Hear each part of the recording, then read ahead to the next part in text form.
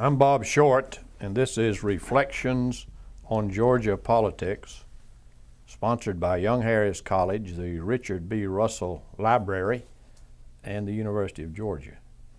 Our guest is George T. Smith, the only Georgian in modern political history to be elected Speaker of the House, Lieutenant Governor, Judge of the Georgia Court of Appeals, and a Supreme Court Justice. What shall I call you, Mr. Speaker, Governor, or Judge Smith? George T. George T. You know, before we get too far, let's explain George T. and George L. You probably would not have used your middle initial, would you, if there hadn't been a George L? No. And both of you were speakers. Yeah. He was Speaker and I was Speaker, and he was Speaker and I was Lieutenant Governor. They never got us straight. The news media never did get us straight. Well, and it helped us, because whenever they printed something that bad about me, I told him that was George L. they was talking about. And whenever it started on George L., he said that was George T. he talking about. Well, it all began for you in Mitchell County. Yep. No. Cobb. Grady County. I was born. Grady. Oh yeah, I was born and raised in Mitchell. Sure. Right, Mitchell County. You were born there, and what was it like growing up back then in Mitchell County? Well, I was born in October 15, 1916. Of course, I was about 6 years old before I really remember anything, because I started school when I was 6 years old. And it was all farmers, no automobiles, no trucks, all wagons, buggies, and riding mules and horses. I don't remember an automobile. There were scattered automobiles, but I don't remember an automobile until 1924. I was 8 years old. There were scattered automobiles. But I didn't get to go to town, so I didn't see any of them. I was born at my grandmother's house. My mother was a baby girl, and I was born at the community of Greenwood. Hopeful. I was born at Hopeful at my grandmother's home, and came back to the old log cabin house that my grandfather built when he came back from the War Between the States. By the way, he went to the War Between the States. He's the first battle of Manassas, and he was at Appomattox. Went through the entire war, didn't get a crippling injury. It's amazing. I followed him several years later, and I was just glad I got through that crippling injury. But I was born and raised there, and we went back to that little small farm, 125 acres. And I lived there for a couple of years, and then Daddy moved to Flint to be an overseer. Then he came back home to the home farm, and he came back because cotton was just coming in big, and he was making so much money, he decided he'd come back home and start back farming again with cotton, because there's so much more money than what he was. He came back in 1920 or 21, I don't remember which year, but it was the first year that the boll weevil invaded the South. He had 48 acres of cotton and made one bale. Lost all of it to boll weevils. Well, he tried it again next year and made another bale. He off 40 acres. And ultimately lost his place as a result of it, because the money he borrowed to farm on those 2 years, he paid interest on it until he lost his place in 1935. Interest is the only thing in the world that's higher than it is now. Interest was 8%. And he lost his place because he couldn't pay 8% interest on $3,000. Listen, you don't know what a hard time is if you didn't go through the 1929s and till the war started. You don't know anything about it. Hogs, 2.5 cents a pound. Cotton, 3 to 5 cents a pound. Peanuts, 20 to $22 a ton. Corn was about, I think it's 24 cents a bushel. And you don't know what hard times were. The difference is this: we never had known any better, so we didn't know any better. That's exactly the difference. What it is now, good land, we'd have a revolution now if things was as cheap as they were back then. I didn't go to town but 2 times a year. That was when they bought the first load of ground in the spring and the first bale of cotton in the fall. Daddy gave me a nickel every time I went. And a nickel bought more than you might think. It's just used for change now, but back then you could buy something for a nickel. I stayed that place, went to school, started school when I was 6 years old. Walked 3 miles each way every day. And I went to Pine Cliff. The reason I went to Pine Cliff because the young lady that was teaching at Pine Cliff, her name was Ella McCoy, and she was from Tennessee. She had a record of being a very fine teacher, and she was. She was absolutely a gem of a teacher. Daddy had something about not wanting to start school till he was 6 years old. I was 6 years old in October, but I didn't start school till January the 1st. Well, when I started January the 1st, Miss Elma had 4 classes. And there's a 1-room schoolhouse split in 2, so we have 2 rooms. And the other teacher had from 5, 6, and 7. Miss McCoy had the first 4. So I had 7 months school. My class was the last one in the day, 4 o'clock in the afternoon. School opened at 8, by the way. I walked 3 miles. You can imagine what time I left home walking 3 miles in December. School every day.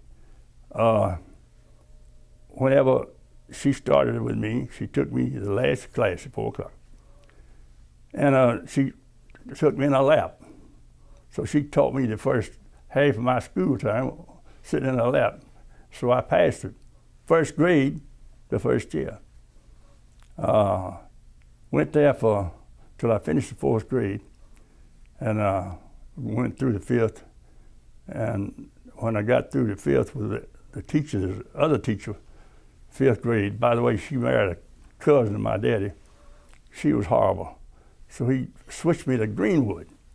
It was about the same distance. I walked to Greenwood. Miss Helen, I can't think of her last name. Helen, anyway, she taught me down there. She's a good teacher, but she couldn't touch Miss Helen McCoy. She was one of the best I ever had. Went there 1 year, and then they put on a bus route to Hopeful. I lived about about 5 miles from Hopeful. So they put a bus route on, and I started riding the bus. That was a new venture. I went to school to Christmas in 7th grade, and Daddy took me out and put me to work at a Christmas of the 8th grade. I'd finished the 7th grade. I finished the 7th grade, had all A's. Went to Christmas in the 8th grade and had all D's. So my father said, "Son, you tired of going to school?" I said, "Yes, I am." He said, "Well, all right then." Said, Monday morning, says, "You hitch up Rowdy and Roddy and start breaking that land back on next to the Pollocks." Well, it took me about 2 weeks to really realize what I had done. I'd made a terrible error. 5 years later, I started back in the 8th grade at 18 years old. I had learned to appreciate it. Whenever I first got to be Speaker of the House and I'd be talking to school people, particularly they'd want to make a point, they'd say, "This is a young man who went to school and dropped out of school, and he realized that education was so good that he went back in school to get education." I always corrected that. That wasn't the reason. You plow a mule in South Georgia 5 years, and doggone if you won't do anything to get back, classroom or wherever it takes. So I started school at Hopeful at Christmas when I was 18 years old. I finished school at Hopeful when I was 21. Went to Middle Georgia when I was 22 for 1 quarter. And going to Middle Georgia was a misguided place. Middle Georgia was a junior college society school. I was out of my class, literally and figuratively. So at Christmas, I switched to Abraham Baldwin.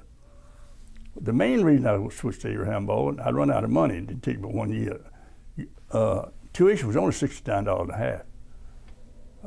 You had to buy your books, but tuition, food, and board was only $69 a half.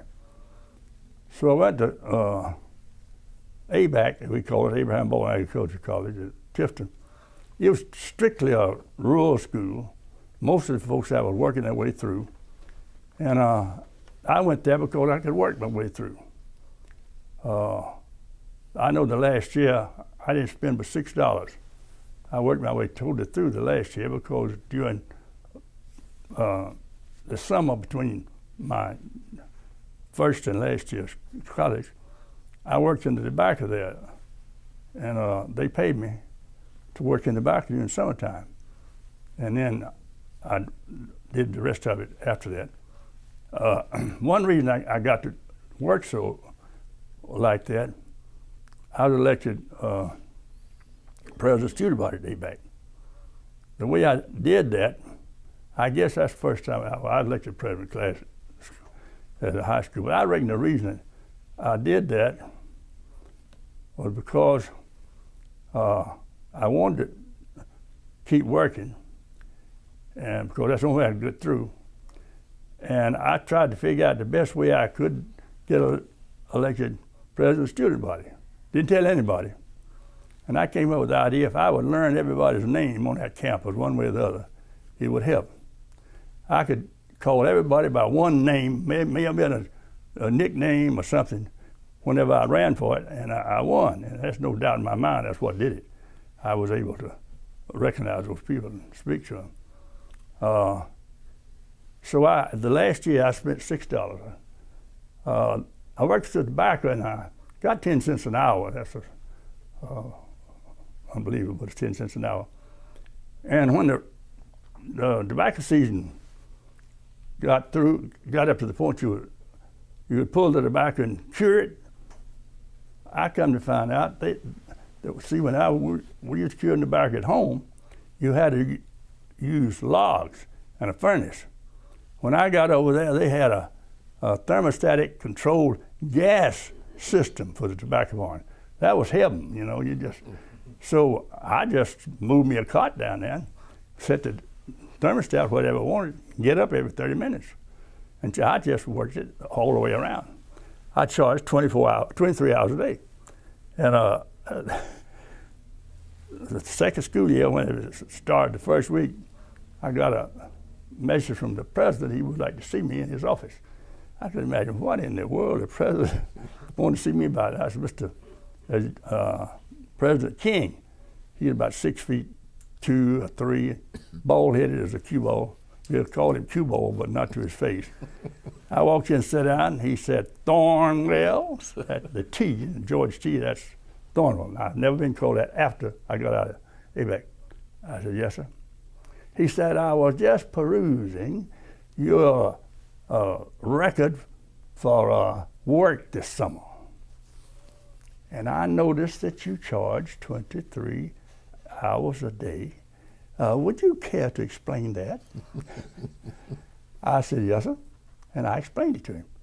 I said, I wasn't getting 10 cents an hour, and I needed all that I could get, and I figured out where I could use that thermostat, and I did it for 10 hours, for 23 hours a day. I took an hour out to go to lunch and supper. And I was just right out, maybe a quarter of a mile away he went to eat. He folded up the papers. He says, well, that was a novel idea, wasn't it? And shut the papers, but they made a rule right then you couldn't work more than 12 hours and then get paid for it. Well, that's the way I did it. I got out of that way back, and got in the Navy. When I got in the Navy, I realized that I was going to get in the Army or the Navy or something, because they said they were going to start conscripting everybody October the 15th that year. So I decided I would go get in the Navy, because my granddad had told my daddy about all the times he had to sleep when it was cold, and he'd wake up in the morning with icicles 12 and 15 inches long up around, and we'd sleep all night. Clothes would freeze on him in 50 yards after they'd waded a creek or something during the war. So I got me a place. I said, I may not have it but one night, but at least I'll sleep dry until I get wet for good. So I went up there and took the exam at Albany. When I got through, the guy that was giving the exam, the Navy, he had a lot of stripes on him. I don't remember what it was. And he said, he said, why didn't you, he said, I see you got a 2-year college degree. I said, yes. He said, well, why didn't you make application to go to the V7 program? I said, I don't know what a V7 program is. He said, well, if you get in the Navy, you got 2 years college, you can make application for an officer in the Navy. You can get in the V7 program. They send you to the State Pier in New York. You get on a ship, you go to sea for a month, and after you get back, if they recommend you, you can go to Northwestern University and get an officer's degree in the Navy. I said, give it to me then. So I got that and went up and Macon and passed it. I went up to Macon and got the final passage, and all the funny thing happened there. I tried to get in the Air Force before I did, and the rest of it came to Atlanta. Stayed up here 2 days, one of them all day and all night in the bed. I passed everything but the blood pressure. My blood pressure was around 110 or 15 to about 170 or 80. Yeah, I was 21 years old. And that was unbelievable. So they wouldn't take me. They tried to, because if somebody said they take anybody in the Army and Air Corps that day if you could look through one ear and see a light out of the other one, because they were looking for him. That was the best thing that ever happened to me, though, because if I'd have got on the airplanes back in that day, at that time, was just a bunch of ramshackle things. So I went to New York, never been north of Albany but one time, and got to New York, and I was scared to death. You can imagine a farm boy from South Georgia, never been any further north than Albany, but one time in New York City. So I got there, and I was, about getting your tonsils blistered with sun. I was typical, I'd fit that. But I got on this ship, the old USS Quincy. It was sunk at the Battle of Savo Island. I spent the month on it, and they took me into the Navy. I made it. A story that needs telling happened there. When I took I had only two years. I didn't have a single year of advanced math. I had a little country school, Hopeful 1 with 400 people there. I had good grades in it. Had all A's and everything I did, but I didn't have anything past half a term of geometry. So I went up there, and the crowd, mine a floor. I was in the 7th Division, we called it. And it was tough. Navigation was what was really tough. I memorized navigation. I didn't have a background, a basis of arithmetic, math to really ever grasp it. So I memorized it. So we had our final test, and they gave us what they call a day's work. You start at 3 o'clock in the morning and go all the way for 24 hours. Well, I set out on my day's work, and by the time I got noon the next day, I was off the paper. They just gave you the paper that's supposed to fit them. Well, by the time I got through traveling till noon that day, from 3 to noon, I was off the paper. Well, to make a long story short, I got off the paper every time I returned. I said, well, nothing like going back to the farm, so it wasn't quite that much. I was devastated. Got on the elevator, went down the elevator, was stuffed with the members of the class, and it was like a tomb. I noticed, I said, my God, this is like a tomb. Everybody's just hangdog look.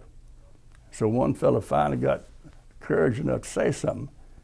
He said, how many of you didn't get past noon? None of us did. They had given us an advanced problem in navigation that they had not taught us about. We all flunked it. And so they just gave everybody 2.5 and let us go. Boy, I tell you, nice to have ignorant folks with you sometimes. I went on and got in the Navy and got on the USS Quincy for a month. Got back, then I was put on the naval submarine supply ship. We supplied the subs. And we had a lot of them, but they wasn't any good. And I stayed on that from June when I got out of school to February. Then they transferred me to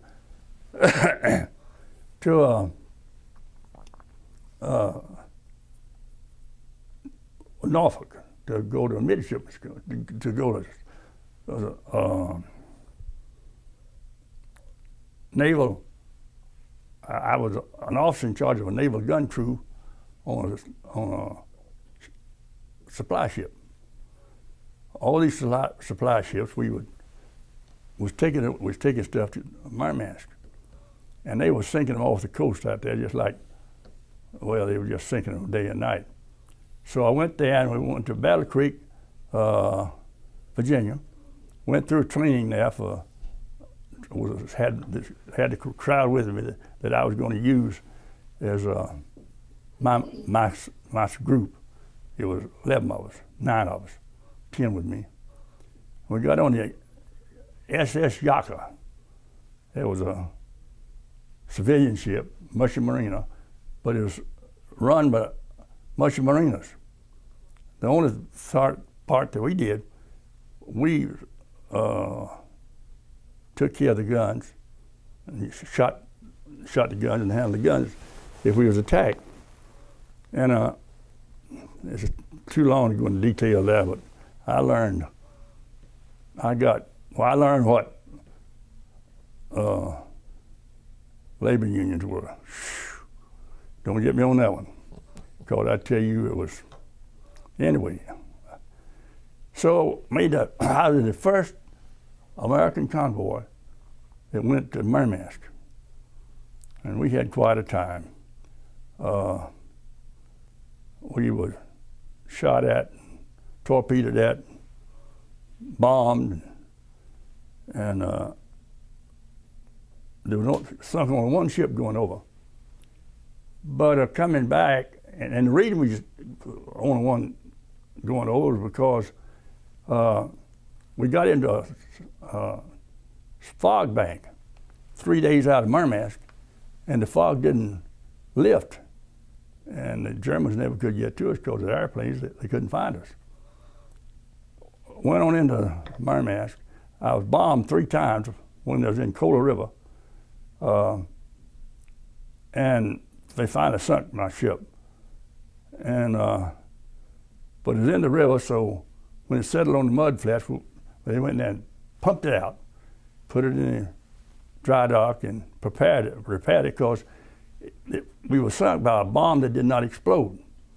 And the reason it didn't explode, I was on an old 1919 Liberty ship, which was had what they call a fiddly in it. That was when they used coal. It was nothing but coal. And there's a place about that wide, all the way from the floor plates at the bottom of the ship out the top, right in front of the boilers. And that was for a place to let the heat out from the use of coal. It gets so hot down there, that's the only way it could come out. And that bomb, it was coming down like bombs would come down, they'd be straight up and moving like that. That bomb was moving like that, and it hit the side of my ship. It never did get to the water. It hit the side of it, and it knocked a hole out of it you could drive a freight train through. And went all the way out the bottom before it exploded. And when it hit right where that fiddler was, and going sideways like that, the point didn't hit anything. So you had to hit the point of it to set the bomb off. It hit nothing. So it went all the way through and went out the bottom of the ship. That's when it contacted. And when it contacted, it blew up, blew a hole in the bottom of the ship. So we had holes all over the place. And they pumped it up and came back to America. I was standing as close to me to that door to where the bomb went through the side of the ship. All I had to do was look over the side, and there it was. We was bombed a couple of more times before we left there. We was dried up 3 times from bombs. One time we was sunk. And we finally got back. On the way back, at 9 o'clock on the 5th of July, 1942, we lost 7 ships in 15 minutes. They always told us that we'd run into a German wolf pack. And that's what I believed until I got out of the Navy and years later read a book. Wait a minute, we didn't run into a German wolf pack. The stupid pilot had led us into our own minefield. We sunk 7 of our own ships. And I'll never forget that one because the crowd that I went through midshipman school, armed guard school with, the 2 officers that I knew, we was on a line of 18 ships, 9 on each side, 2, 2, 2. One of my friends was number 1, I was number 2, and the other one was number 3. His ship was sunk. I missed the mines, and I don't know why, but I did. Mine was not sunk, but the one right behind me was sunk, and the one on my left, the bow was blown off. So I was sitting there, just Providence picked me out to live another day. And I don't never know what happened to those boys. I got back to America, and my ship, by being bombed and the dry docks along, I missed a lot of I missed all the convoys that went to places where they were sending convoys. The one I really missed was North Africa. Went to North Africa and Sicily and Italy. I didn't make that trip. Thank the Lord for that, because that crowd, they were gone a year and had a terrible time. And there wasn't a real convoy for me to pick up on, but they had an Army transport that was going to go to Hawaii. So they put me on that Army transport to Hawaii. And we went all the way down to the Panama Canal, came up to San Diego, and then went on out to Hawaii. I stayed on that ship for 7 months, going in an island. I've been to every one of the islands of Hawaii and didn't have to pay a thing, but it was 7 months of my time. And it was quite a place. We never did have any problems out there. We get talking about it and all like that. I saw what the Japanese did to us because they never had cleaned it up much, just to get in and out. And I stayed there for a while. I spent 2 years in the Navy, and then I was put on the Naval Land Force Equipment Depot in Albany, California. And that's where all the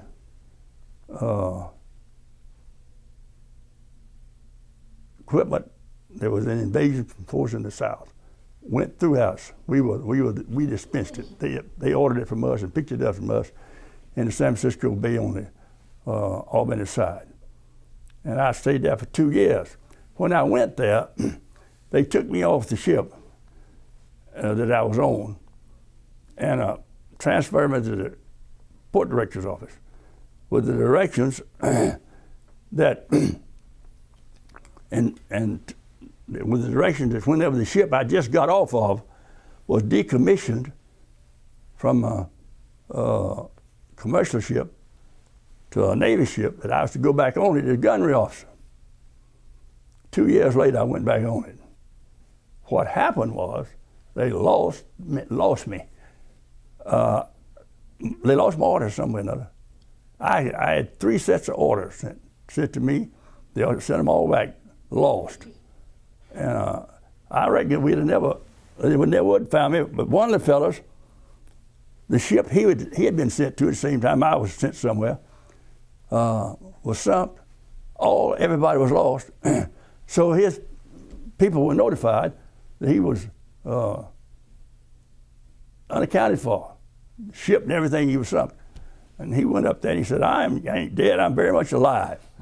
Well, they found out that all our orders was in the corner of a warehouse over in San Francisco. Well, they soon got disgorged us and sent us to the South Pacific. But before we could get to the South Pacific, they dropped the atom bomb. Saved us, as far as I was concerned, because I had orders to the USS Harrison, which was a troop ship, and I was supposed to report to some of the islands right there close to Hawaii. I mean to Japan. I don't know where it was, but I'd have been. We were supposed to invade them on November 11th, 1945, but it never did come around because they surrendered before that was over with. So I came back home, went to the University of Georgia. I was 29 years old. Went to law school. They let me in because they let a lot of them in. There was 125, 126 in my class. We didn't have enough seats for them. If you didn't get there early, you sat in the window. And we went through law school like that. We took a full course in law school in 8 quarters. That's when you'd go in a quarter. And if you go straight through 8 quarters, you get a law degree. I had only 2 hours, and 2 years. I had 125 units, but 84 of them count toward law school, and he took 92. So I was 8 short.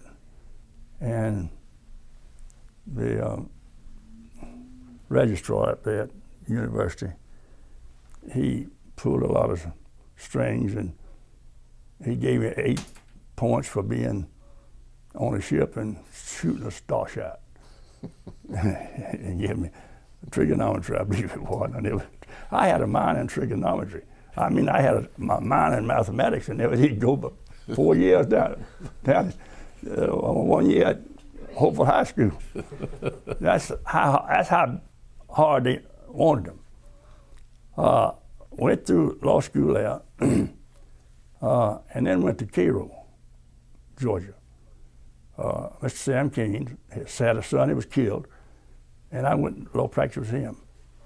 And I went to practice in January the 1st, 1948, making $60 a week. And I bought a house and a new car on $60 a week. I'd like to see you do that now. You can't go to a football game for $60, much less. But anyway, I stayed went practice law with Mr. King. in Cairo, 1948, January 1st, 48. Well, while I was there, I was elected city attorney, county attorney, solicitor of state court,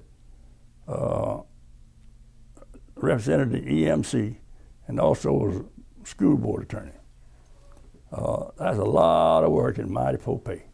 You got $50 a month for being county attorney. Can you believe that? $50 a month being city attorney.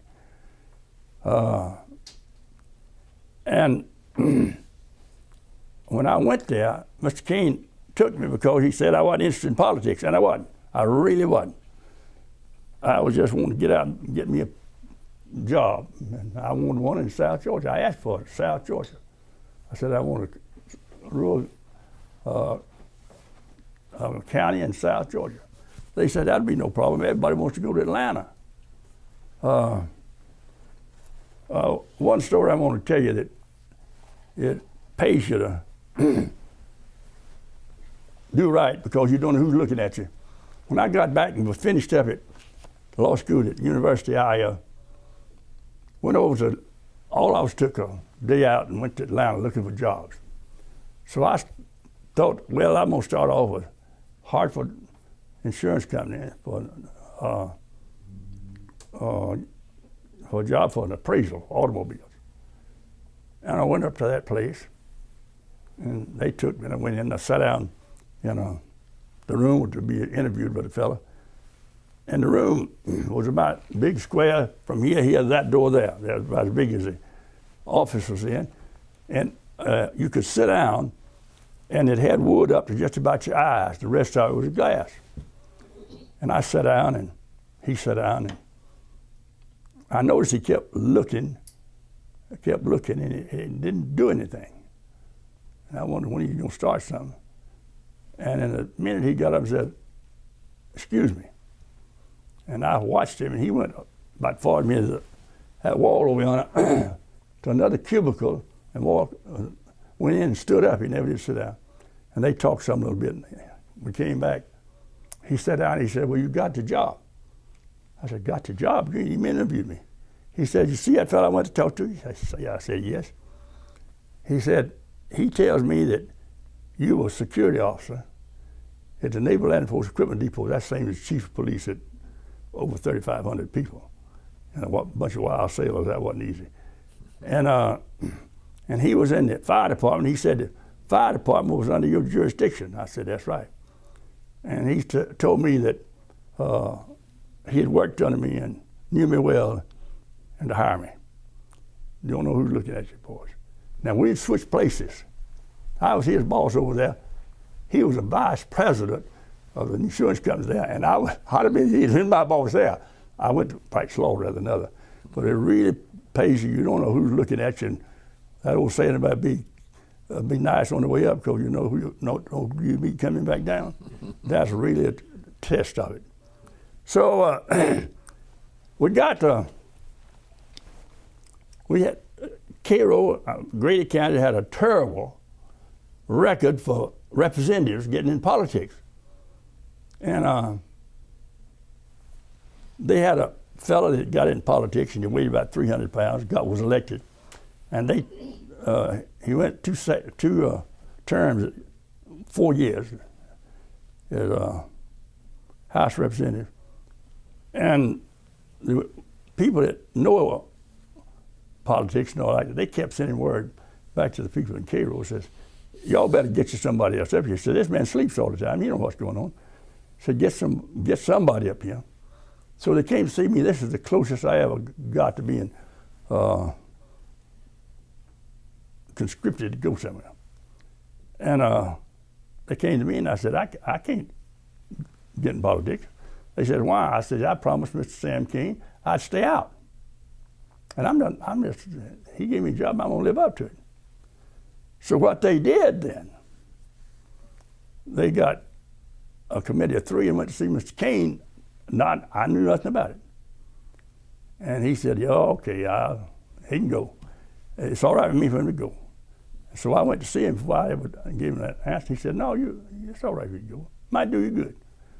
So that's how I got in politics.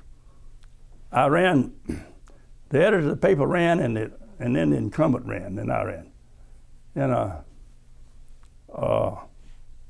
I got more votes than both of them put together.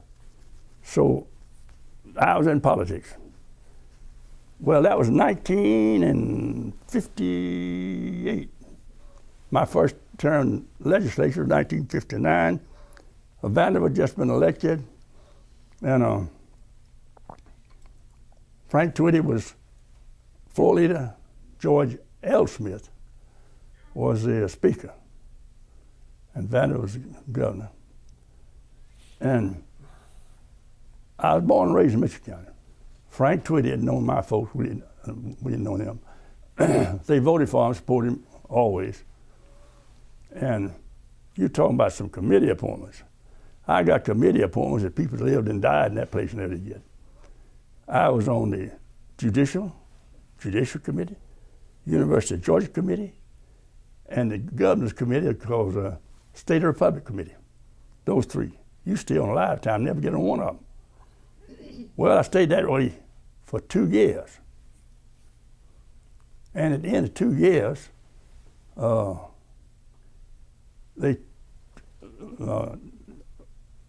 Frank came to me and said, "You want to be on the Appropriation Committee?" I said, "Yes." So he took me off the University Committee and put me on the Appropriation Committee. Can you imagine being that 2 years on the Appropriation Committee? It's ain't what you know is who you know, friend. Don't ever forget that. And I went over there, and they made me vice chairman of it. And in 1 year, I was chairman of the Appropriation Committee for the House of Representatives in 3 years. That's what you saw what a break is. Carl Sanders ran then, and when Carl ran, he started off lieutenant governor, and I told him I'd help him. And then when he moved over against Marvin Griffith, see, Marvin's from Bainbridge and I was from Cairo, they're 24 miles apart. And I was supporting Carl because he and I were classmates. Well, I thought he could do it too. And people got so mad at me in my county, they'd walk across the street, he was speaking to me. They just didn't like me because I wouldn't support old Marv. Well, Carl won. Whenever Carl won, everybody got a good humor with me, quick. That's when I found out how fast people could quit hating you.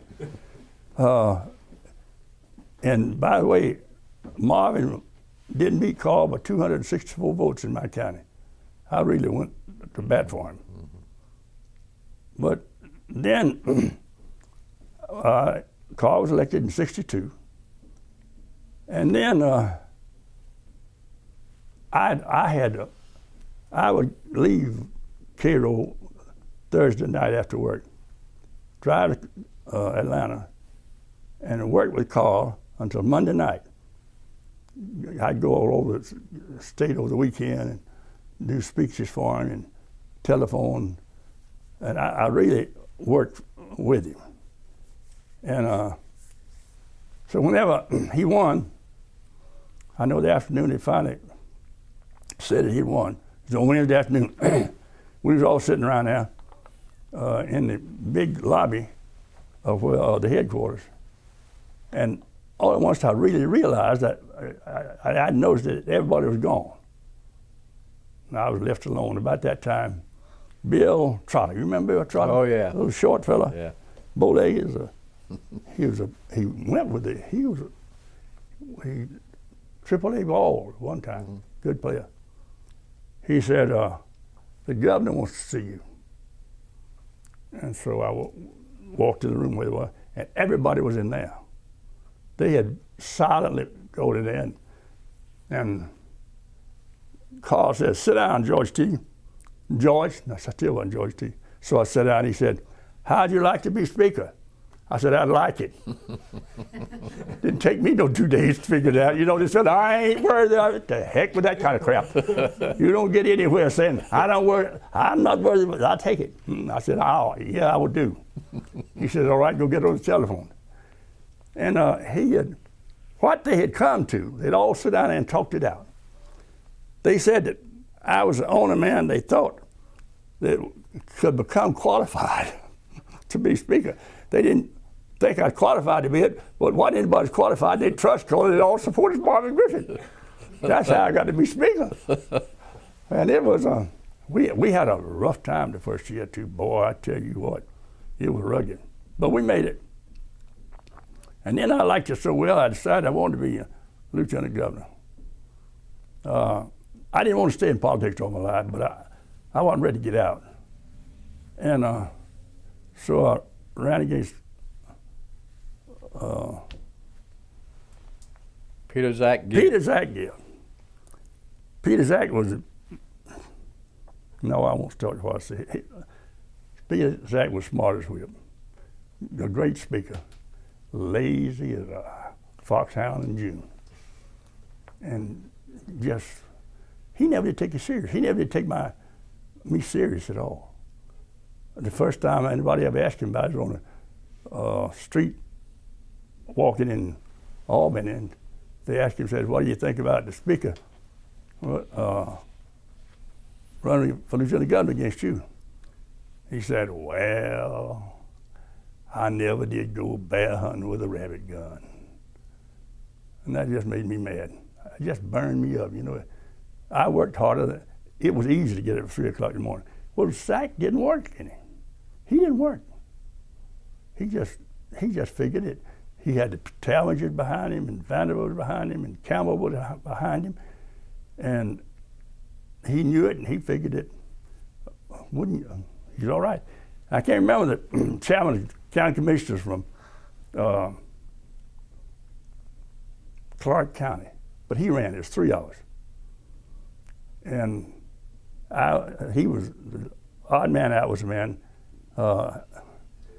Also, if he should tell something I've never told before, except on something like this. Randall Bedgood. Randall Bedgood, you're right. So I when I was Speaker of the House, I said, I ain't gonna want to stay here always. I might want to get a lieutenant governor, and I can't be Peter Zach Gill, lieutenant governor, with a plurality.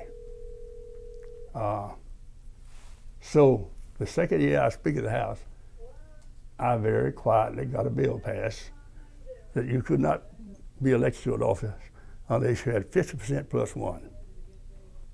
Well, that paid off.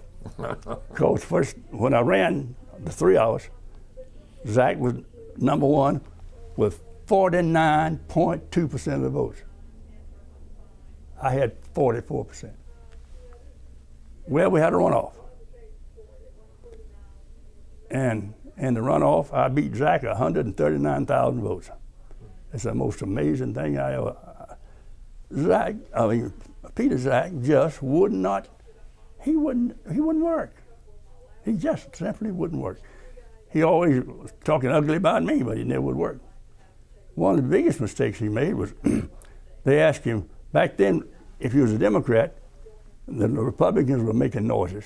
If he was a Democrat, you did in 1966, you had to sign a pledge to support the nominees, Democratic nominees. But you didn't have to swear to it. So he and I was speaking and gave up to the Junior Chamber of Commerce over at DeKalb County one night, and they asked him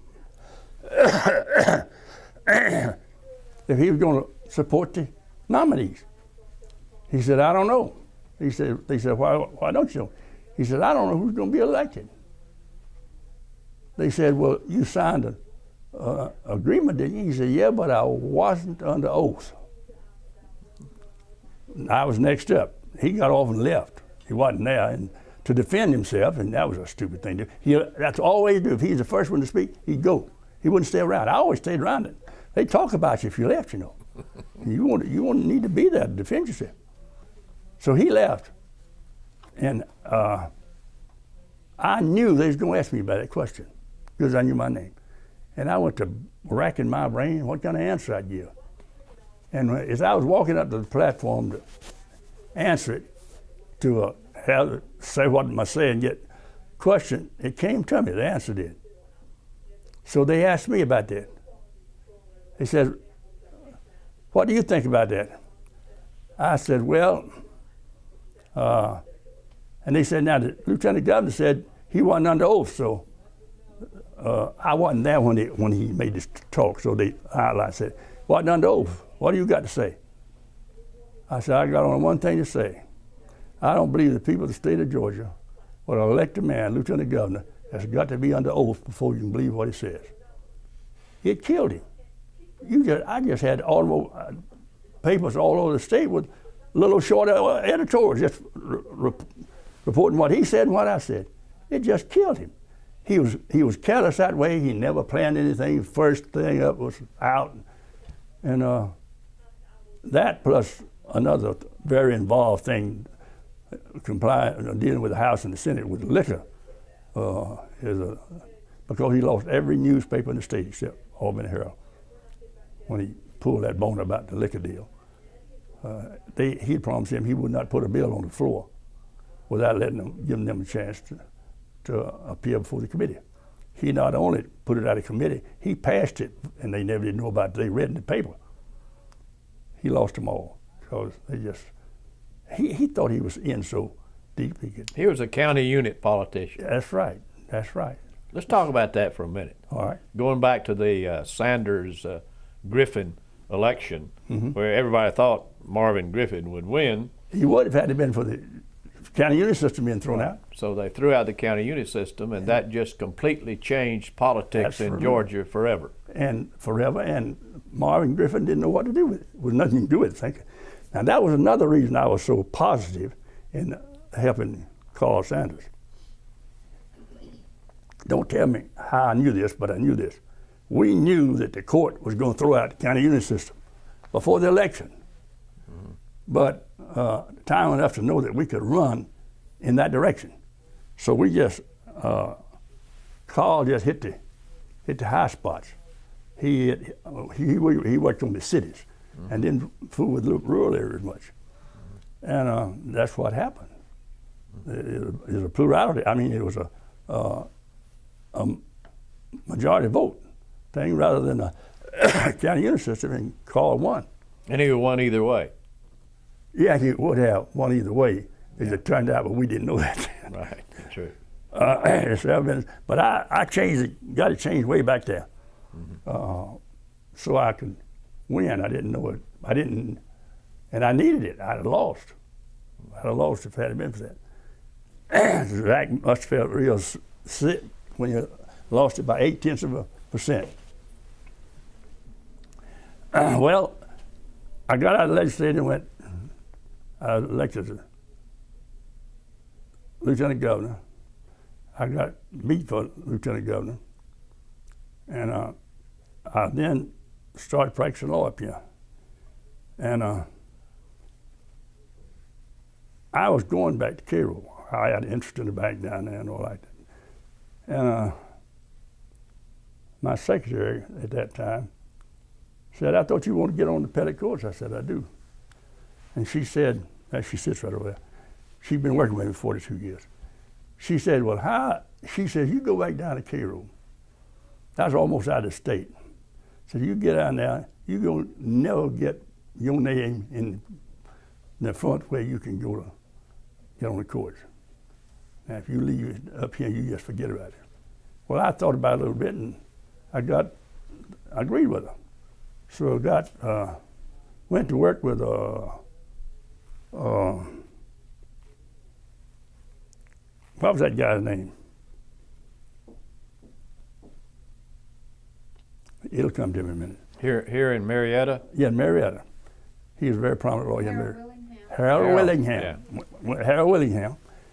And Harold Willingham, I also ran for governor and lost that. And then I ran for Court of Appeals in 1976. Now, I'm the only person that has ever been elected to all three positions with opposition. Now, there's only 2 or 3 other people, and I don't know who they were. One of them was Brown, and they all served in all 3 of them in the 1800s. Nobody's ever served since the 1800s in all three of them in any capacity. You were elected. I was elected with opposition. Right. As I told him, I had such a poor politician, I couldn't get anybody to appoint me to anything. But I was elected, all three of them. And so when I served out as the Supreme Court, I was on that 11 years, Court of Appeals 4 years and 4 months. And I got out of that, and then I started to still stayed up there, came back to Cairo, came back to Mayrath practicing law. And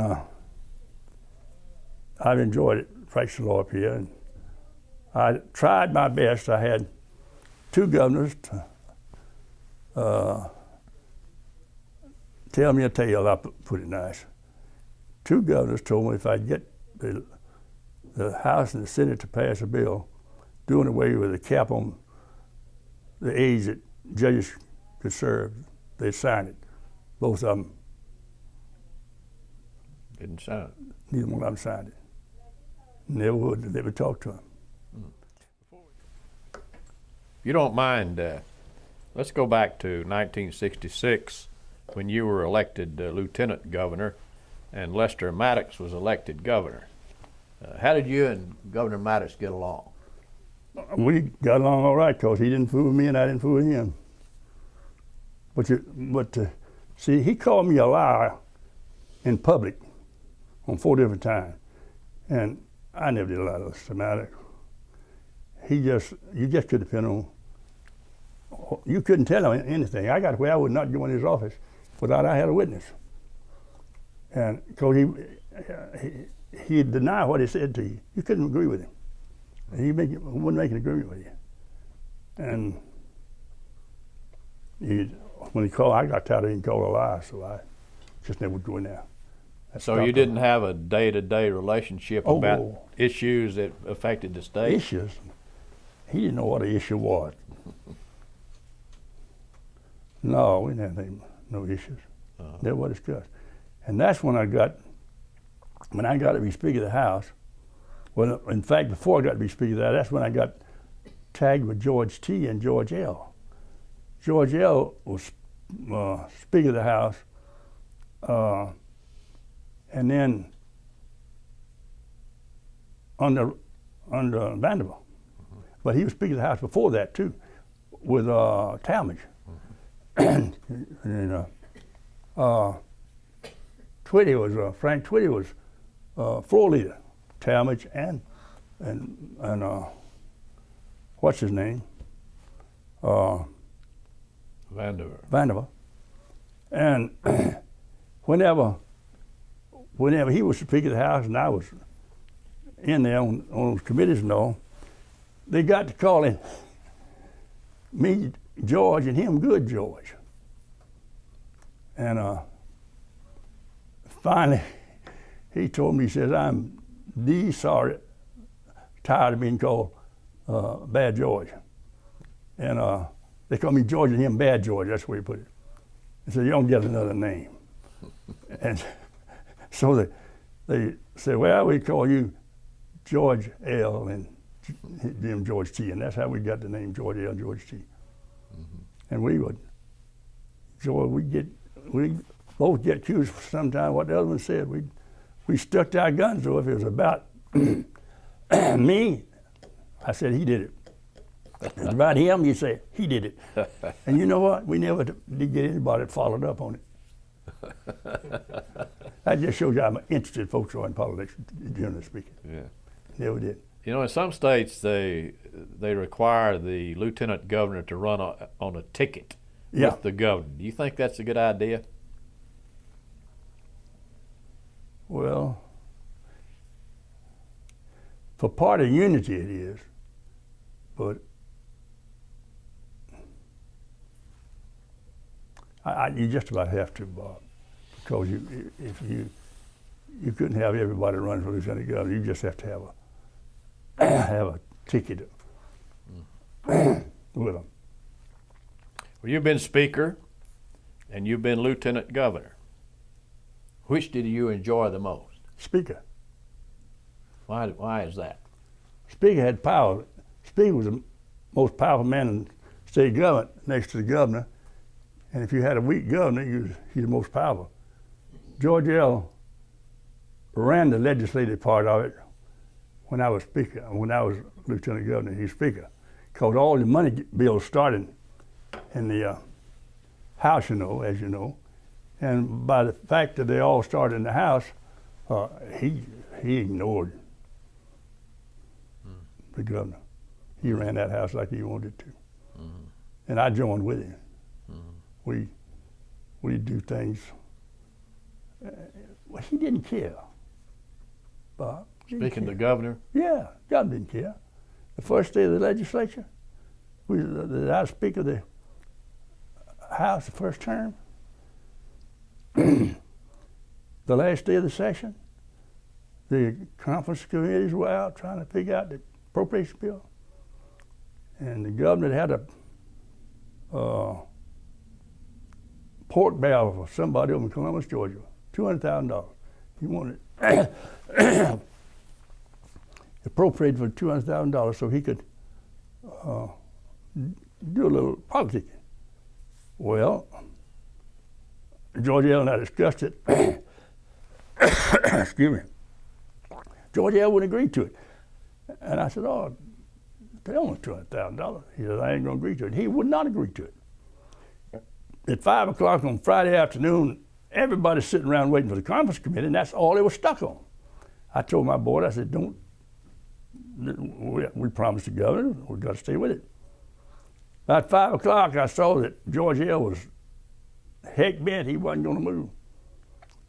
So, and I wasn't gonna move unless the governor released me, because I promised him I'd do it, and I was gonna do it. I went down to his office.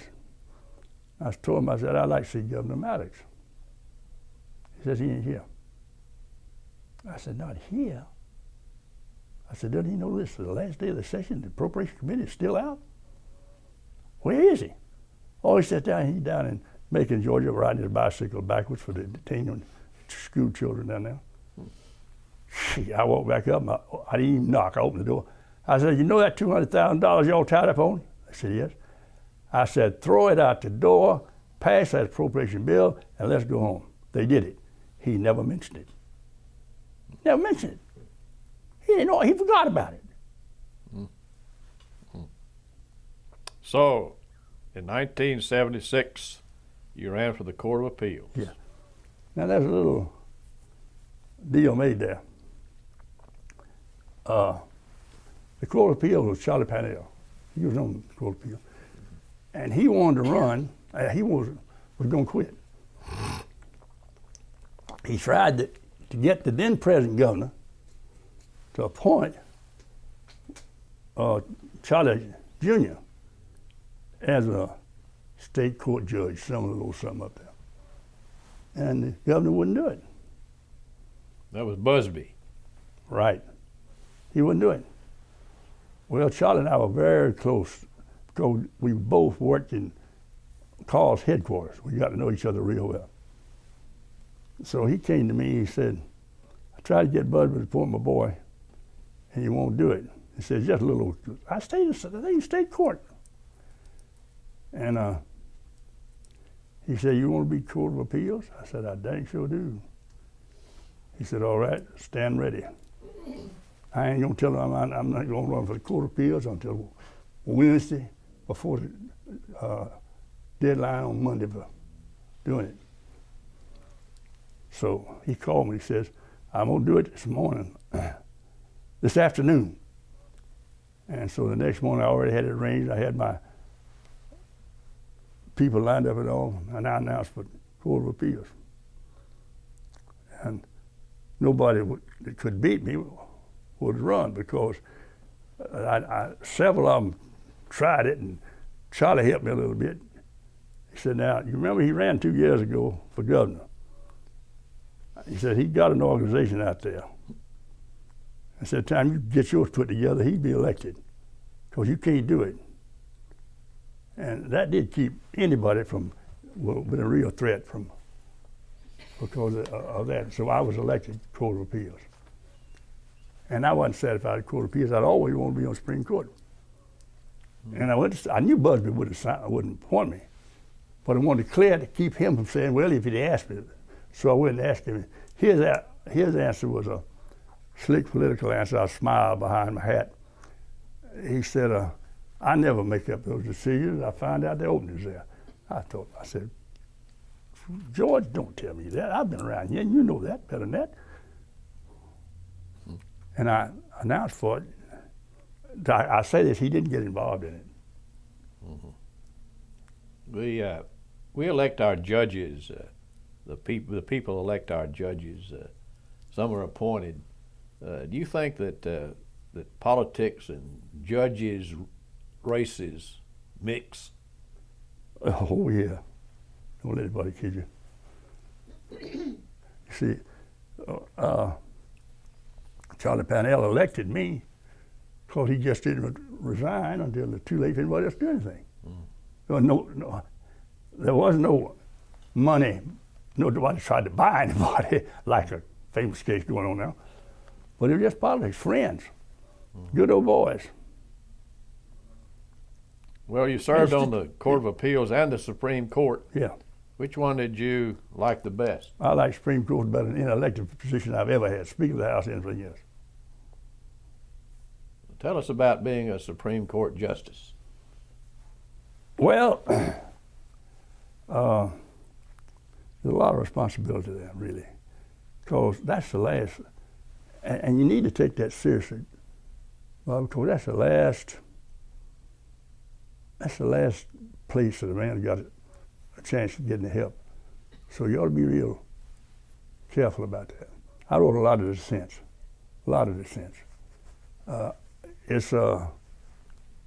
I just thought that before any man had the final judgment passed on him, the evidence ought to be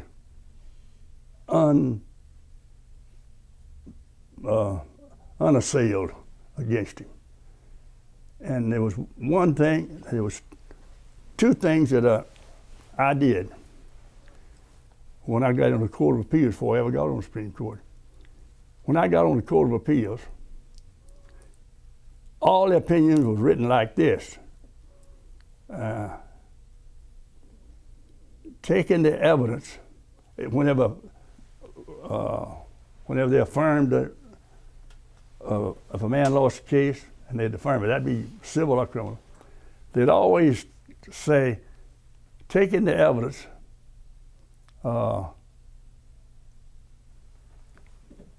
as being in favor of the words to this, in favor of the state as found by the lower court, we find thus knowing, then went on and approved the lower court. I didn't start my opinions that way. I didn't think it ought to be that way. I just started it off from scratch. I thought, by God, that just because the lower court found the man guilty, that ought not to. Because if you don't run it that way, why do you have appellate court? And I didn't run it that way. And I always, there's another thing I did that nobody else did. The first paragraph, I'd say what the case was about and all like that. And then when I finished that paragraph, I'd add a new paragraph of one sentence that I either affirm or deny the other court and then write my opinion. My reason for that, I thought that having been a trial lawyer and on the Court of Appeals for the first time, but the trial lawyer what taught me most, I thought I ought to let the judge know in the first paragraph, after I put out the facts, what I had done. So then he could read the whole brief from the court below, knowing how I had held the case. Otherwise, if you didn't do that, you had to read the whole case, and before you could find at the end what it's all about. And that, you see some judges do it now, not many, but they quit both of those things. I tell you another thing that we changed in the Supreme Court. The first day I was on the Supreme Court, the first day, they signed my cases. And there's a case dealing with the county commissioners. And I want to say it was from Augusta, but I'm not sure. And I caught it, and I wrote an opinion and reversed it. And the other court went 6-1 against me. Oh, and then I said, all right, now, Mr. Chief Justice, who are you going to sign this case to? He says, to you. I said, what do you mean to me? I said, I've just found it against him, and you're all for it. He said, just a rule of this court, the man that has the case, if he writes an opinion, reversing it, and the rest of the court goes against him, then he has to write the opinion affirming it. I said, how do you write that upstream? I said, I can't write it. He said, well, that's a rule. I said, all right. We had a Rule 36 and a Rule 59. And the Rule 59 in the Supreme Court was, and I got that rule changed too. That's the way I was the one that got that rule in. If the evidence and the judge's charge, there was no error in that, we would affirm the trial court without an opinion. So I just took that case and I said, the trial court, blah, blah, and all like that, affirm this opinion by Rule 59, period. And then I wrote one of the doggonest dissents you've ever seen in your life. That's the last time that ever happened. They changed that rule immediately. It made no sense, Bob. How you gonna write a for it and against it all in the same time? It didn't make any sense. Let me ask this question about evidence, DNA. That had not come about when I was.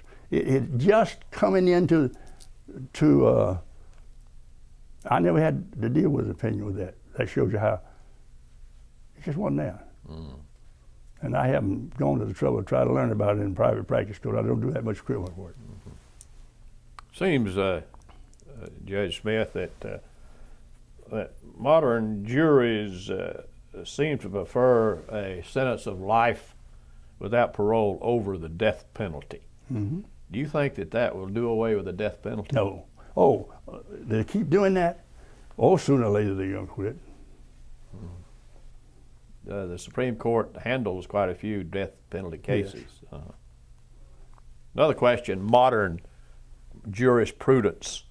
What effect has the internet had on appellate courts, where now you can file over the computer and without oral arguments? Is that a good idea? Not for me.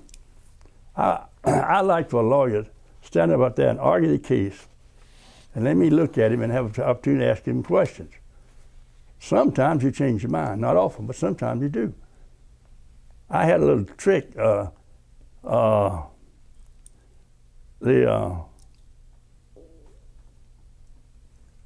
Sometimes lawyers, you didn't believe that they had read the case good or something like that. And I had a trick I'd put on them. I'd pick out some little obscure point in his case that nobody with good sense would ask about, and I'd ask him about it. And I did that for one thing. I wanted to make him shoot straight with me with the whole case. Because I know what was running through his brain. That stupid jerk knew about that little important thing. He had read this thing. It worked. Worked every time. Well, you've decided many cases as an appellate court judge with the Court of Appeals and the Supreme Court. Are there any that stand out in your memory? Oh yeah, several of them. The Williams case. Remember the Williams case? The child. Yes, sir. Yeah, I dissented in that case, and it was a lot of furor. I was called a lot of names. And I told him, I said, what you ought to understand it is, I'm not saying he is innocent or guilty. I'm just saying there was not evidence enough. The preponderance of the evidence is the point of him being, the evidence beyond reason, but I didn't point to him as being guilty. I just think the evidence didn't support the verdict.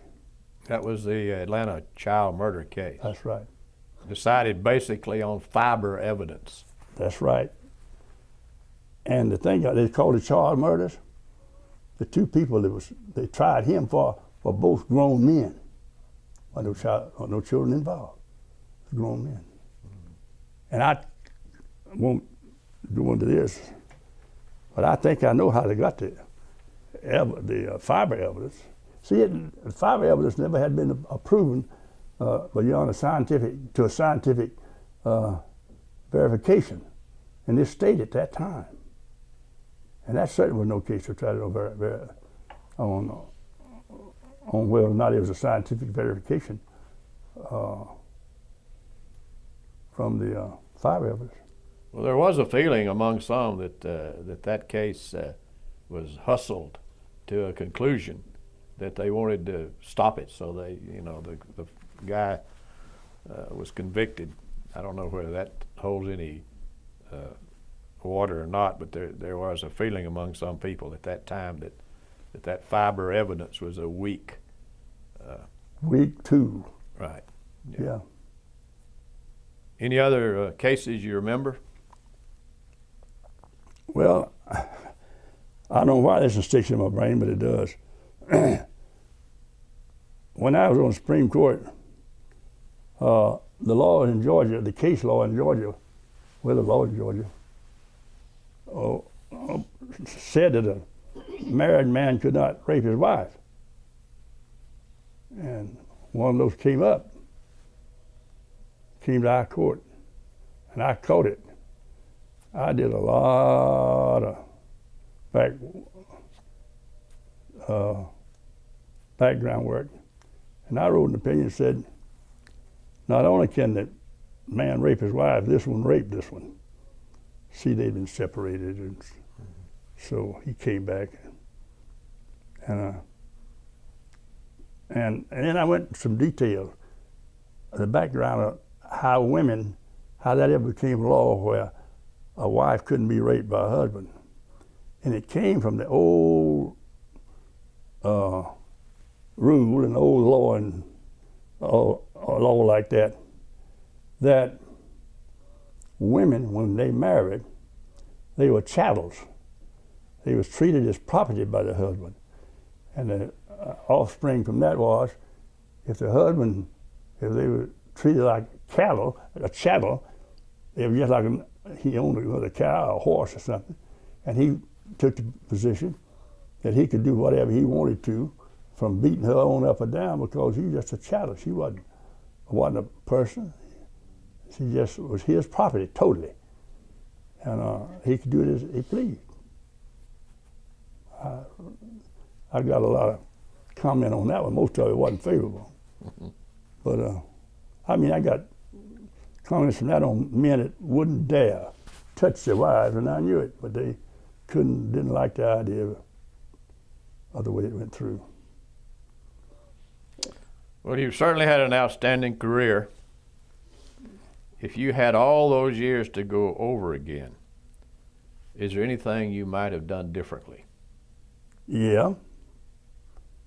I run for governor in 1966. I meant to ask you that question. Why didn't you decide to run for governor in 1966? Well, my supporters had already agreed to that, and Mills Lane was my big supporter, and he had already given me a 100% assurance of supporting me as lieutenant governor. But whenever Vanderbilt, you remember Vanderbilt got out? Mm-hmm. And Talmadge almost got in. Yeah, almost. But what held me up, Mills Lane was on an extended European trip. I was about to call him in Europe, ask him to switch his allegiance to me for governor without being able to talk to him. I knew him too well for that.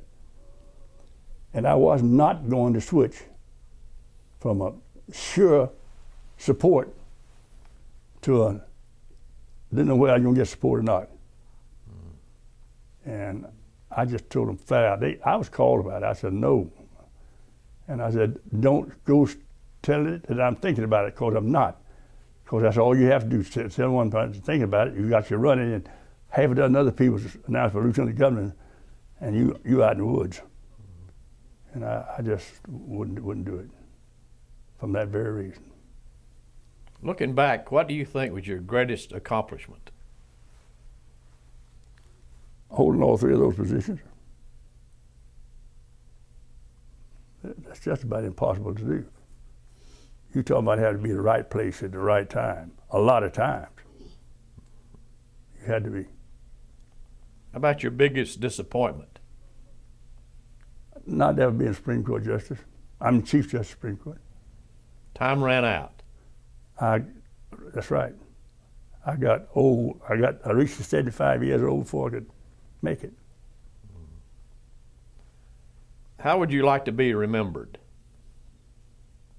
As an honest, hardworking, truthful politician. Well, you're that. I hope so. And I want to thank you for Young Harris College and the Richard Russell Library at the University of Georgia, and myself for being our guest. Thank you. Appreciate being asked. In 1966, when I was running for lieutenant governor, the last Saturday before the election, the following Tuesday, Bainbridge, Georgia, which is right next to Mitchell County, where I was born and raised, and right next to Grady County, where I practiced law, had a shindig. And they invited everybody down, all the candidates, to speak on Saturday. You know how to held them back in then. Don't do it. Television got rid of all that now. Yeah. So I knew what they was aiming at. Marvin was supporting Zach. Zach was born and raised at Colquitt, 24 miles up the road, and his wife was born and raised in Bainbridge. And it was plenty to nose on your face what they was going to do. So on Friday afternoon, I found out, I told about it, and they said, we're going to have one person to introduce all of you. Said, you and Zach Daniels are close, it'd be hard and fair and all that kind of stuff. And I told Eloise, I said, that's a crock. They're going to wind up selecting somebody to introduce them, which will be Marvin Griffith. And they're going to start at the bottom end of the alphabet for the first one to speak, not the top like the Rouge. I said, this is a setup now. Don't give me, it worked out just exactly like at 5 o'clock, Friday afternoon. Got a call.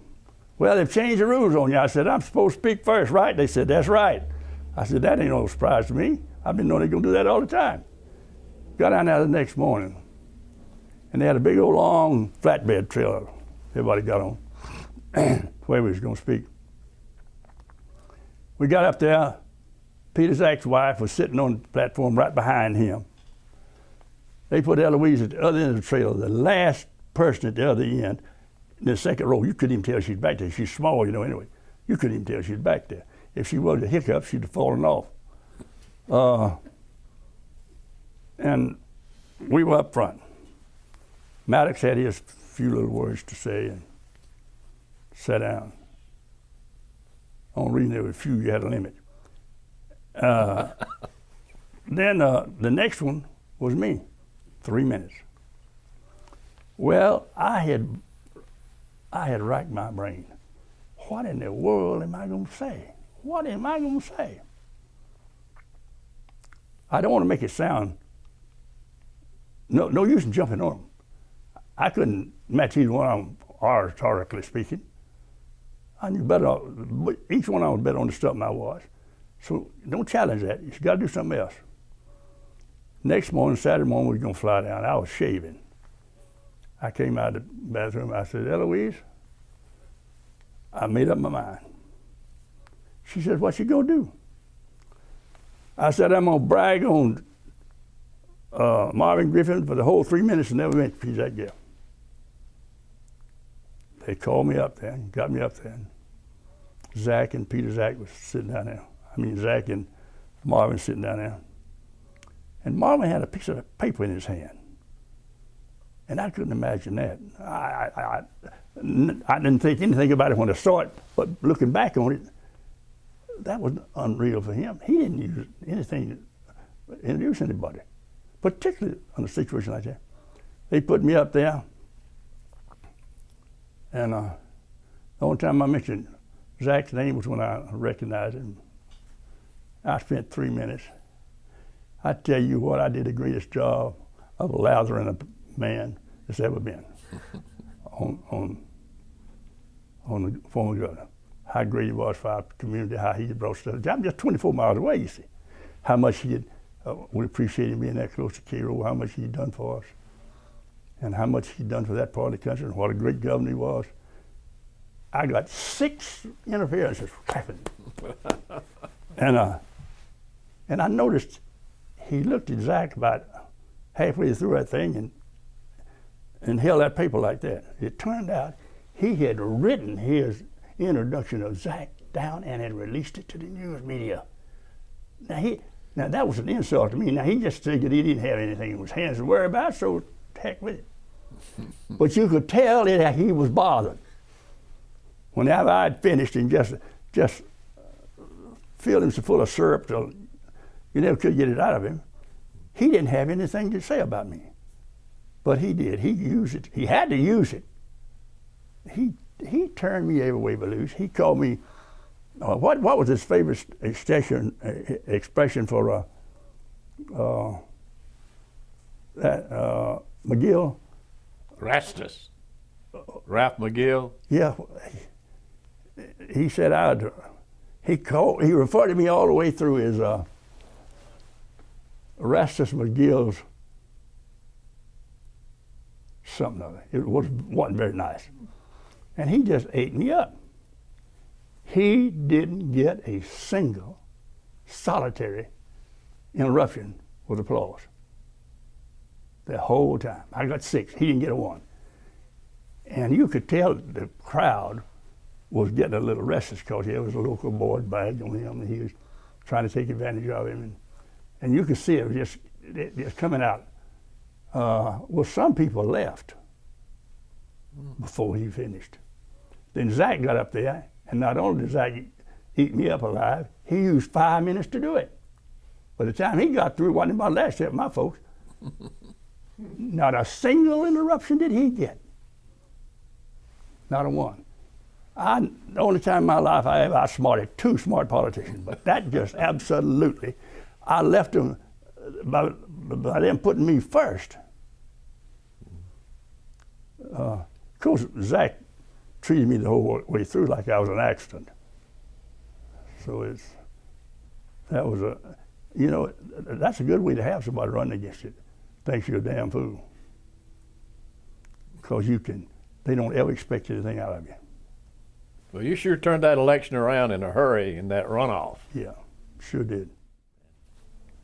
You were Speaker of the House, Judge Smith, during the period when Julian Bond was denied his seat. Yes. Do you remember that? Yeah, 1965. I remember where I was when I got the call. I was speaking to a FFA group down in Sylvester, Georgia. Got a telephone call from a secretary. Yvonne Redding was my secretary. That was the number 1. Deanie, I don't know whether she's 2 or 3 or 4, anyway, she was in the office also. Got a call at Sylvester. And Yvonne said, I think you better come to Atlanta. I said, what's important for me? Can't the governor take care of it? She said, yes, but I think you need to be here to answer some questions too, because they're going to be talking to you. I said, well, what happened? She said, well, Julian Bond burned his registration card. And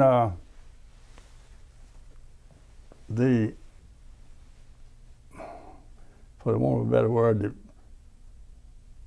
segregationist group is really up in arms up here.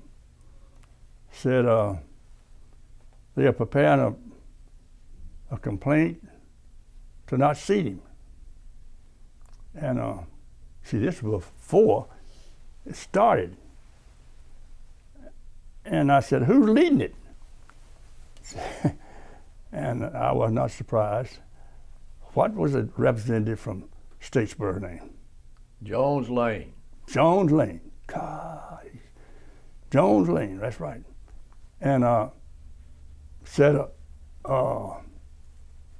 Denmark Group is coaching him on the legal part. I said, oh, God. Denmark Group was a smart legislator. He really was smart. He'd been Speaker of the floor leader in the House, so he knew what he was doing. And here I was Speaker the first time. I'm thrown in the ring with him. So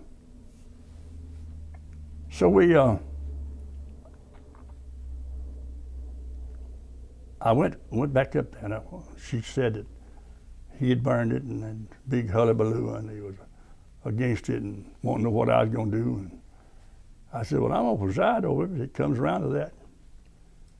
So the Senate passed it. They not refused to seat him. Voted on the bill that was to refuse to seat him. So whenever they voted to not seat him, I treated it like a bill. I referred it to the Judiciary Committee. Now, for y'all to decide, you're going to be the jury.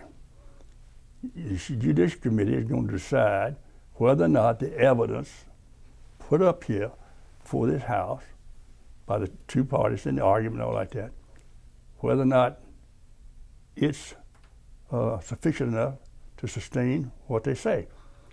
Now, see, whenever they ask for everybody to stand to take the oath, the challenge had already been thrown out to Julian, and I hadn't been sworn in Lieutenant Governor. I hadn't even been sworn into the House. So they voted on me to be in the legislature and Julian Bond all at the same time. And Julian's seat was right behind mine. And they told him to have a seat because he'd been challenged. And I got a picture of me standing up, taking the oath, and Julian sitting down right behind me. And so they did that, and then they gave me the oath, and then I took over from there on out. As Speaker. As Speaker, and I tried the case, like a judge, just like a judge. And we had a fellow named Brown, Ben Brown. You remember Ben Brown? Ben Brown, yeah. He was my very close friend, and he kept me. I took him into my confidence. I said, Ben, I got to have some help. I said, I got to know what's fixing to take place, and to keep this thing on an even keel. So we talked at length, and we agreed. He agreed with me and some things he suggested. His first suggestion was, he says, do not have any uniformed policemen in sight. He said, the people is opposing what's taking place here, and supported Julian, said, you won't have any trouble out of them if there's no policemen around, because there won't be anybody they can jump on. They'll get notoriety nationwide because they pick out a policeman to get in trouble. So if there's no policeman, nothing take place. I said, that makes sense to me. So I had a patrolman there, but I brought him in for daylight, put him in the bottom of the Capitol. Nobody knew that was there except the governor and me, and one or two other people had to know about it. And Brown knew about it. I said, all right, I've already got that solved. I'm gonna put him in the basement. He said, that'll save you more problems than you know. He said, now what you gonna do about the balcony? I said, well, you know, we've already opened up the balcony, and there's no, you don't have to, you're not seated in this particular place. The balcony, anybody can sit anywhere they want to. Everybody knows that. That's been announced. He said, well, let me make one other suggestion. I said, what's that? He said, don't have anybody at the door up there passing out passes. Don't make them have to sign in for a pass even. He said, if you'll do that, you'll take the sting and you'll just destroy that whole plan. I said, all right, that's done. I didn't tell him that I was going to have GBI men all through the place in regular clothes. I had about 6 or 7 of them, and 1 or 2 hanging around close. And so I told it, we just took all the doorkeepers off upstairs that allowed people to go in. Just opened the doors and nobody was there. So whenever that crowd got there, Brown told me, he says, they're on the way. I said, all right, we're ready for them. Everybody scattered. When they walked in there, they all came in a big van, like, drove up right in. These are Bond supporters. These Bond supporters, yeah. And they were out of town, most of them. And they come marching through there and right upstairs, and when they got to the door wide open, ain't nobody there. And they started milling around like a bunch of cattle trying to cross the fire line. They didn't know what to do. They didn't know what to do. So we had the hearing, and they came in, sat down, no policeman to attack, and we just went through that thing just like it was a Sunday school picnic. Got through it and put them in there, and then the crew went out. We were over a day trying that thing. I remember that there's some prominent lawyer downtown called me up later and told me that he wanted to congratulate me on how well I handled that thing. Well, anytime if nothing happens, it's handled well, you know. Whether it was handled well or not, what. I think if I hadn't had Brown, I might have done what I did, but I don't know. That guy he's never did get much any credit because he couldn't give it to him. He didn't want no credit. He said, don't tell folks what I told. The good Lord, they'd be hanging me. So they didn't. And they came back in the committee, and the committee voted. I remember it's 5 voted to seat him. Most of them in DeKalb County. And 5 of them, I'm sure it was 5 of them, seat him. So when he came back and they read it, I read that out, and I said, you know, just don't show back up and he told me he was going to appeal it. And Bond came to me after it was over with and said, Mr. Speaker, I want to tell you something. I don't think anybody could have been any fairer than you were. Says, I have no complaints about the way you handle that thing, and I have no animosity towards you at all. And he told me more times that down the line. And boy, that was a rough time. There's a lot of tension. It's just a wrong word away from a bribe.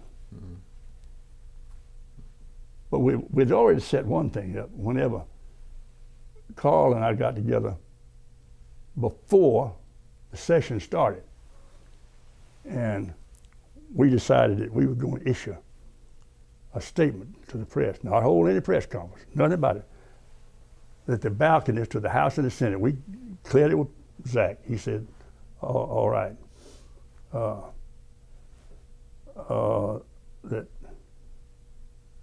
the balconies on the House and the Senate were open to all people.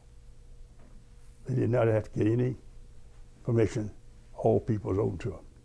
Now that was the first one. That didn't make it look like we were being forced into it. Because if we'd have waited till we had the other thing, it looked like, and we had a lot of folks mad at us. Mm-hmm. Folks never did know it. But the first day of the legislature, one black man showed up. That's the only black person who showed up the first day. And he came 5 days in a row, sat in 5 different places in the balcony. I don't know what happened over at the Senate, but he was testing to see whether or not we meant it. We meant it.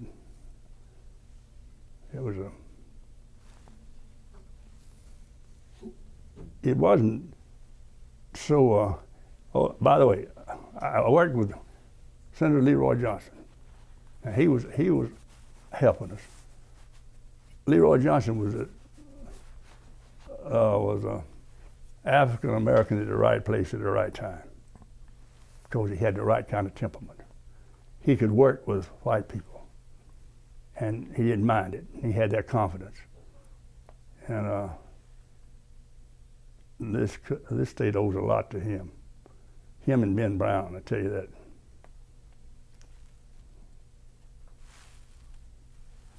Usually a man who's in a place of leadership, he gets credit for everything that's good, credit for everything that's bad. Without Ben Brown and Johnson, we couldn't have pulled that thing off. That's the wrong word. That thing wouldn't have gone off as smooth as it did, because we knew what was going to happen, and we knew how to. And by knowing what was going to happen, we could use preventive measures that it didn't make it look like that the folks that were supporting Bond made us do it. Because they never did get to raise the roofers so they could get a policeman there, because there was no policeman there. So they never could tell the world what bad people we were. Okay.